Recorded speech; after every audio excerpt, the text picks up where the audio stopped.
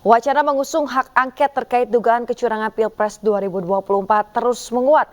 Anggota DPR fraksi PDI Perjuangan yang juga Wakil Deputi Kinetik Teritorial TPN Adian Napitupulu menegaskan hak angket digulirkan bukan mencari kalah menang tapi mencari kebenaran.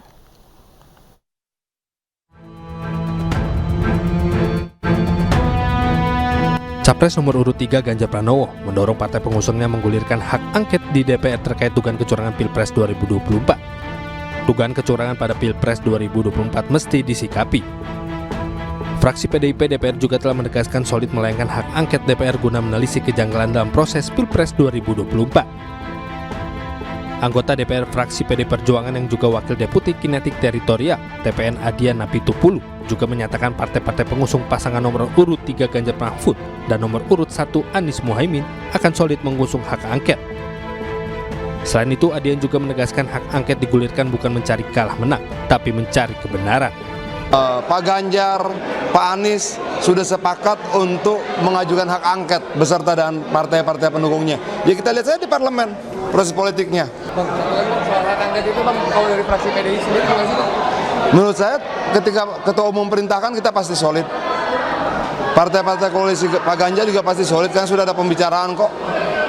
Begitu juga partai-partai koalisi Pak Anies juga pasti solid karena sudah ada pembicaraan. Kita tidak sedang mencari kalah menang saja, tapi kita sedang mencari kebenaran itu sendiri.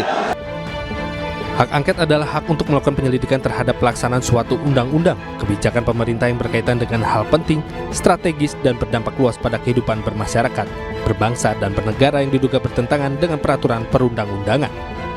Dari Jakarta, Anggita Maura, Ahmad Putra Ainus melaporkan. Pemirsa, Capres Anies Baswedan mengatakan Koalisi Perubahan mendukung usul Capres Ganjar Pranowo agar DPR menggunakan hak angket mengusut kecurangan Pilpres. Anies yakin proses hak angket bisa berjalan karena dikawal fraksi PDI Perjuangan yang merupakan fraksi terbesar di DPR. Akan dilakukan, kami melihat itu ada inisiatif yang baik.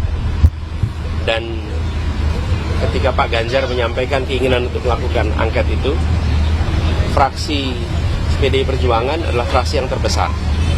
Kami yakin bahwa Koalisi Perubahan, Partai Nasdem, Partai PKB, Partai PKS akan siap untuk bersama-sama. Jadi siap, saya memandang dengan adanya inisiatif angket, proses di DPR bisa berjalan. Kami siap dengan data-datanya. Dan di bawah kepemimpinan fraksi terbesar, maka proses DPR bisa berjalan. Saya yakin Partai Koalisi Perubahan siap untuk menjadi bagian dari itu. Pemirsa, Persatuan Tunanetra Indonesia Provinsi DKI Jakarta menerima aduan terkait proses pencoblosan di TPS di sejumlah wilayah Jakarta tak ramah terhadap disabilitas. Ya, aduan tersebut mulai dari tidak adanya template alat bantu Braille.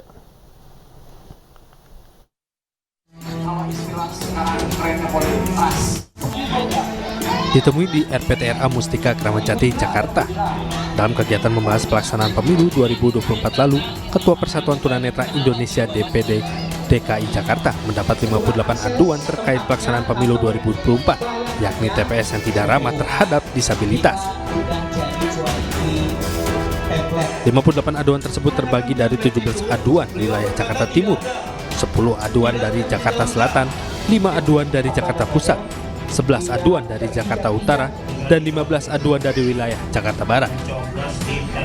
Mayoritas aduan yang diterima yakni tidak adanya template atau alat bantu Braille untuk membantu tunanetra mencoblos di TPS. Tak hanya itu, aduan lainnya yakni banyaknya tunanetra yang dilarang oleh KPPS untuk membawa pendamping orang terdekat seperti keluarga ke bilik suara. Template itu kan bentuknya lebar, tapi ternyata dilipat sama mereka, akhirnya tulisannya jadi rusak.